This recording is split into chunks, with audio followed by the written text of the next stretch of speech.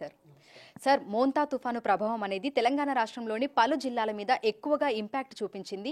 ఆ జిల్లాలలోనే కుండపోత వర్షాలు కురవడానికి గల కారణాలేంటి?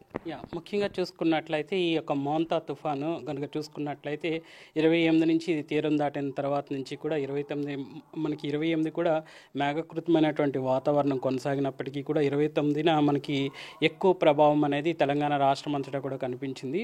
ముఖ్యంగా చూసుకున్నట్లయితే ఈశాన్య తెలంగాణ జిల్లాల్లోనే అధిక మొత్తంలో వర్షపాతం అనేది కూడా నమోదవ్వడం చూడొచ్చు. ముఖ్యంగా 14 చోట్ల మనకి అత్యంత భారీ వర్షాలు అనేవి నమోదయ్యాయి. సుమారు ఇక్కడ చూసుకున్నట్లయితే 21 సెంటీమీటర్ కంటే కూడా అధికంగా వర్షపాతం అనేది నమోదైన గణాంకాలు చూడొచ్చు. ముఖ్యంగా ఎందుకు ఈ యొక్క జిల్లాల్లోనే అధిక మొత్తంలో వర్షపాతం అనేది నమోదవుతుంది అనగానే ఇటు తుఫాను చూసుకున్నట్లయితే తుఫానుకి నైరుతి దిశగా ఉన్నటువంటి రాష్ట్రం ఏదైతే ఉందో ఆ రాష్ట్రం మీద దీని యొక్క ప్రభావం అనేది కనిపిస్తూ ఉంటుంది. తుఫాను కానీ ఇటు అల్పపీడనాలు కానీ ఇంకా చూసుకున్నట్లయితే వాయుగుండాలు కానీ ఎప్పుడైతే ఇటు తీరాన్ని తాకుతుంటాయో ఆ తీరాన్ని తాకిన తర్వాత దీనికి నైరుతి దిశగా ఉన్నటువంటి అటు ఏ జిల్లాలు అయినప్పటికీ రాష్ట్రాలు అయినప్పటికీ ఆయా యొక్క ప్రభావం అనేది ఆ నైరుతి దిశలో అంటే సౌత్ వెస్ట్ సెక్టార్లో ఉన్నటువంటి రాష్ట్రాల మీద ఎక్కువగా ఉండే అవకాశం కూడా కనిపిస్తుంది. సో ఒక విధంగా చూసుకున్నట్లయితే అంతర్వేది పాలెంలో మనకి ఈ యొక్క కాకినాడ మచిలీపట్నం దగ్గరలో ఈ యొక్క మనకి ఈ యొక్క తుఫాన్ అనేది తీరాన్ని క్రాస్ అయినప్పుడు తర్వాత దీని యొక్క ప్రభావం కూడా ముఖ్యంగా కొంచెం కిందకే మనం అంచనా ప్రకారం కొంచెం కిందకి క్రాస్ అయినప్పటికీ కూడా దీని యొక్క ప్రభావం అనేది ఈ యొక్క ఆంధ్రప్రదేశ్ సరిహద్దులుగా ఉన్నటువంటి తెలంగాణ రాష్ట్రం మీద పడిందనే చెప్పాలి. ముఖ్యంగా చూసుకున్నట్లయితే ఈ యొక్క నైరుతిగా ఉన్నటువంటి రాష్ట్రం ఎండుగానే మన తెలంగాణ రాష్ట్రం ఫాలో అవుతుంది. సో మనం అంచనా వేసిన ప్రకారం ముందుగా చూసుకున్నట్లయితే వరంగల్, మహబూబాబాద్, హనుమకొండకి మేము ఈ యొక్క అంచనా వేయడం జరిగింది. తర్వాత క్రమేపీ తీవ్రతను బట్టి సుమారు మనకి 8 జిల్లాలకు ఈ యొక్క రెడ్ హెచ్చరికలు అనేవి కూడా జారీ చేయడం జరిగింది. సో అనుకున్న ప్రకారం మనకి ఈ యొక్క తీవ్రత అనేది కొనసాగినప్పటికీ కూడా మన హెచ్చరికలు ముందుగానే 3 జిల్లాలకు ముందుగా రెడ్ హెచ్చరికలు అనేవి జారీ చేయడం జరిగింది. తర్వాత మేఘం యొక్క తీవ్రతను బట్టి కూడా ఈ యొక్క జిల్లాలు అంటే రెడ్ హెచ్చరికలు అనేవి ఎప్పటికప్పుడు మార్చడం కూడా జరిగింది.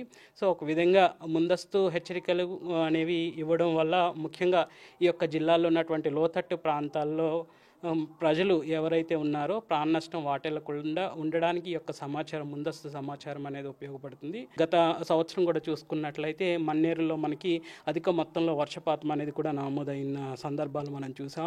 అప్పుడు కూడా మనకి సౌత్ వెస్ట్ సెక్టార్లోనే ఎక్కువ వర్షపాతం అనేది కూడా నమోదైంది. ఈ సంవత్సరం కూడా చూసుకున్నట్లయితే ఈ యొక్క నైరుతి ఋతుపవనాల కాలంలోనే మనకి సుమారు 9 యొక్క అల్పపీడనాలు కానీ వాయుగుండాలు కానీ ఏర్పడడం అనేది ఇటు బంగాళాఖాతంలో ఏర్పడడం, అవి తీరాన్ని తాకిన తర్వాత ఎక్కువ మొత్తంలో మనకి వర్షపాతం అనేది కూడా నమోదైంది. జూన్లో ఒకటి ఏర్పడిన తర్వాత జూలైకి వచ్చేసరికి ఇంకొకటి ఏర్పడింది. తర్వాత ఆగస్టుకి వచ్చేసరికి సుమారు 2 అల్పపీడనాలు, ఒక వాయుగుండం ఏర్పడింది. సో అక్కడికి అలాగే మనం చూసుకున్నట్లయితే సెప్టెంబర్కి వచ్చేసరికి కూడా 2 అల్పపీడనాలతో పాటు 2 వాయుగుండాలు కూడా ఏర్పడిన సంఘటనలు మనం చూసాము. సో ఒక విధంగా నైరుతి ఋతుపవనాల కాలంలోనే మనం చూడొచ్చు.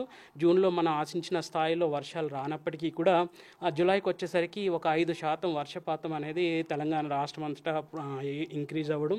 తర్వాత క్రమేపీ చూసుకున్నట్లయితే మనకి అధిక మొత్తంలో ఆగస్టుకి వచ్చేసరికి మనకి ఇటు కరీంనగర్లోనే మనం చూసుకున్నాము. 2 రోజుల వ్యవధిలోనే సుమారు 63 సెంటీమీటర్ల వరకు కూడా వర్షపాతం అనేది నమోదైంది. తర్వాత క్రమేపీ మనం చూసుకున్నట్లయితే ఈవెన్ ఈ సెప్టెంబర్లోనే మనకి సిటీ మొత్తం కూడా ఆల్మోస్ట్ చాలా చోట్ల 12 సెంటీమీటర్ల నుంచి 15 సెంటీమీటర్ల వరకు వచ్చినటువంటి వర్షపాత గణాంకాలు మనం చూడొచ్చు. వరంగల్కి, మహబూబాబాద్కి, తర్వాత హన్మకొండకి, ములుగు, సిద్దిపేట ఈ జిల్లాలకి ఆ రోజు తుఫాను తీరం దాటిన తర్వాత రెడ్ అలర్ట్స్ కూడా జారీ చేయడం జరిగింది. అయితే ఒక్క రోజులోనే మనకు దాదాపు 42 సెంటీమీటర్ల వరకు కూడా వర్షపాతం నమోదయ్యింది అని చెప్పేసి అని ఆ గణాంకాలను కూడా చూసాము. అంటే ఒక్క రోజులోనే అంత మేరకు మనకి వర్షపాతం నమోదవడానికి అంటే ముందే ఊహించారా మీరు ఇంత మేరకు వర్షపాతం నమోదవుతుంది అని? ఒక విధంగా తీవ్రత అనేది మనం చూసుకున్నట్లయితే మనకు వచ్చేసరికి రెడ్ అలర్ట్ అనగానే మనకి ఎప్పుడైతే వర్షపాతం తీవ్రత అనేది 21 సెంటీమీటర్ వరకు ఉంటుందో అంతవరకు కూడా మనం రెడ్ అలర్ట్ అనేది జారీ చేయడం అనేది జరుగుతూ ఉంటుంది. ఎరుపు రంగు హెచ్చరికలు అనేవి జారీ చేయడం జరుగుతుంది. బట్ ఈ 37 సెంటీమీటర్లు వర్షపాతం అనేది కానీ మనకి చూసుకున్నట్లయితే గత 30వ తారీఖు అక్టోబర్లో వచ్చినట్టు గణాంకాలు నమోదైన వర్షపాత గణాంకాలు కనుక చూసుకున్నట్లయితే హనుమకొండలోనే మనకి 39 సెంటీమీటర్ల వరకు కూడా వర్షపాతం అనేది నమోదైంది.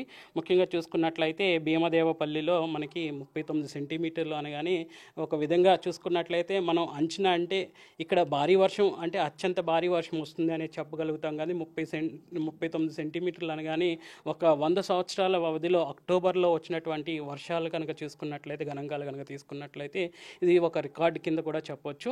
అలాగే చూసుకున్నట్లయితే ఓవరాల్గా రికార్డు అంటే ఒక 12 నెలల వాతావరణ పరిస్థితులు కనుక చూసుకున్నట్లయితే 1903లో మనకి ఇంత తీవ్రతతో వర్షాలు అనేవి వచ్చాయి.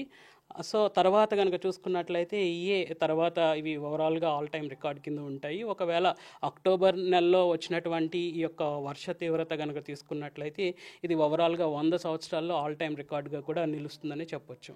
అయితే ప్రస్తుతం పశ్చిమ మధ్య బంగాళాఖాతంలో పరిస్థితి ఏ విధంగా ఉంది? సినాప్టిక్ ఫీచర్స్ ఏమైనా ఉన్నాయా? ప్రస్తుతం కనుక చూసుకున్నట్లయితే ఈ యొక్క తీవ్ర తుఫానుగా తీరాన్ని దాకడం, తర్వాత తీవ్ర తుఫానుగా క్రమేపీ ఏ విధంగా అయితే బలపడిందో అదే విధంగా క్రమేపీ బలహీనపడిన గణాంకాలు మనం చూడొచ్చు. ప్రతి 6 గంటలకి ఈ యొక్క తీవ్ర తుఫానుగా ఉన్నటువంటిది కాస్త నెమ్మదిగా ఈ యొక్క క్రమేపీ బలహీనపడడం కూడా చూడొచ్చు. సో ప్రస్తుతం కనుక చూసుకున్నట్లయితే ఈ తుఫానుకు సంబంధించినటువంటి ఈ యొక్క బలహీనపడినటువంటి బలహీనపడి ఇటు తెలంగాణ రాష్ట్రం నుంచి దక్షిణ ఛత్తీస్గఢ్ అలాగే విదర్భ నుంచి క్రమేపీ ఇది చూసుకున్నట్లయితే ఇప్పుడు ప్రస్తుతం ఉత్తర ఈశాన్య ఛత్తీస్గఢ్ వైపు కదులుతుంది. సో క్రమేపీ ఇది బీహార్ జార్ఖండ్ వైపు కూడా కదిలే అవకాశం రానున్న 12 గంటలు కూడా కనిపిస్తుంది. సో ఈరోజు బీహార్ జార్ఖండ్ ఇటువైపు దీని యొక్క ప్రభావం అనేది కనిపిస్తుంది. తర్వాత క్రమేపీ ఇది బలహీనపడే అవకాశం కూడా కనిపిస్తుంది. అయితే ప్రస్తుతం చూసుకుంటే తెలంగాణ రాష్ట్ర వ్యాప్తంగా మళ్ళీ ఎండ తీవ్రతను కూడా చూస్తున్నాము. విపరీతమైనటువంటి ఎండ ఉక్కపోత వాతావరణం కూడా ఉంటుంది. మళ్ళీ ఒక్కసారిగా ఎండలు పెరగడానికి గల కారణం ఏమై ఉండొచ్చు అంటారు? సో ఒక విధంగా చూసుకున్నట్లయితే ఎండ తీవ్రత అనగానే ఈ యొక్క ముసిరిన వాతావరణం చూసుకున్నట్లయితే గాలి అధికమైనటువంటి తేమ ఉండడం వల్ల ఈ యొక్క తుఫానుతో కూడా రావడం, దానికి తోడు ఏర్పడడం వల్ల కూడా తుఫానుకి సంబంధించినటువంటి గాలులు ఒక విధంగా తూర్పు గాలులు అనేసి ఇవి కూడా రావడం వల్ల కూడా మనకి అధిక మొత్తంలో మనకి గాలిలో ఉన్నటువంటి తేమ అంతా కూడా వెళ్ళిపోయి పొడిబారిన వాతావరణం అనేది నెలకొల్పబడి ఉంది. సో ఒక విధంగా ఈ యొక్క వేడిమికి ఇది కూడా కారణమని కూడా చెప్పొచ్చు. సో క్రమేపీ ఈ యొక్క మాయిశ్చర్ అంతా కూడా ఇది ఉత్తర రాష్ట్రాల వైపు కొనసాగడం వల్ల ఒక విధంగా రాష్ట్రం అంతటా కూడా పొడిబారి ఈ యొక్క ఎండ తీవ్రత క్రమేపీ పెరిగే అవకాశం కూడా కనిపిస్తుంది. సో రానున్న రోజుల్లో పరిస్థితి ఏ విధంగా ఉండే అవకాశం ఉంది అంటారు? రైతులకు ఎటువంటి హెచ్చరికలు సూచనలు జారీ చేశారు? ముఖ్యంగా ఈ యొక్క తుఫానుకు సంబంధించి మనం గత 26 నుంచే మనం అంచనాలు ఎప్పటికప్పుడు ఈ యొక్క కలర్ హెచ్చరికలు కూడా మార్క్ చేస్తూ 28, 29న కొంచెం ఈ యొక్క వర్ష తీవ్రత అనేది అధికంగా ఉంటుందనేసి కలర్ వార్నింగ్స్తో పాటు ఈ యొక్క హెచ్చరికలు ఆరెంజ్ రెడ్ హెచ్చరికలు కూడా 28 నుంచి 29 వరకు కూడా కొనసాగించాము. ఈవెన్ 30న ఈ యొక్క 26, 28, 29న వచ్చేటటువంటి గణాంకాలు మనం 30న మనం ఈ యొక్క వాతావరణ పరిస్థితులు కూడా రిలైజ్ చేసుకున్నాము. సో ఒక విధంగా ముందస్తు సమాచారం వల్ల ముఖ్యంగా రైతులు అయితే జిల్లాల్లో పంట కోయడానికి రెడీగా ఉన్నారో ఆ రైతులకు ముందుగానే ఈ యొక్క హెచ్చరికలు జారీ చేస్తూ ఆ సమయంలో పంట కోయొద్దనడం, అలాగే చూసుకున్నట్లయితే ఈదురుగాళ్ళు కూడా 40 నుంచి 50 కిలోమీటర్ల వేగంతో కూడా వీచాయి కాబట్టి ఆ సమయంలో పంట పొలాల్లో తిరగొద్దు అనేసి కూడా చెప్పడం జరిగింది. అట్లాగే చూసుకున్నట్లయితే ఈ సమయంలో ఎక్కువ భారీ వర్ష సూచన కనిపిస్తుంది కాబట్టి ఏ జిల్లాల్లో అయితే మనకి అధిక మొత్తంలో వర్షం వస్తుందో ఆయా జిల్లాల్లో ముఖ్యంగా వరి పంటకి ఎక్కువ మోతాదులో వాటర్ కావాలి కాబట్టి ఒక ముందస్తు జాగ్రత్తగానే వరి పంటలు ఉన్నటువంటి వాటర్ ఏదైతే ప్రస్తుతం ఉందో అదంతా రిమూవ్ చేసి వేయడం వల్ల వర్షపు నీరు కూడా అధిక మొత్తంలో ఉండడం వల్ల ఒక కాండం అనేది కుళ్ళిపోకుండా ముందుగానే జాగ్రత్తలు తీసుకోవాలనేసి కూడా సూచనలు అనేవి జారీ చేయడం జరిగింది.